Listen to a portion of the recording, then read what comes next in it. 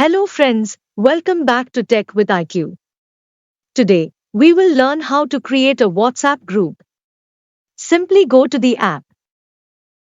Click on the three-dotted icon at the upper right corner of our screen. Go to New Group.